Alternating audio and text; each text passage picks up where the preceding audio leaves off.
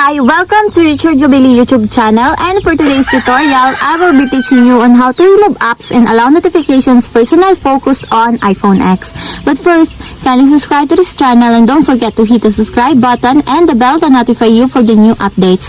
And let's start. Using your iPhone X from your home screen, first go to Settings. Then in the Settings, scroll down and click the Focus. Then in the Focus, choose the Personal. Then in the personal focus, click apps under the allow notifications. Then after that, as you will see, there's a list of applications that you added on your allow notifications from.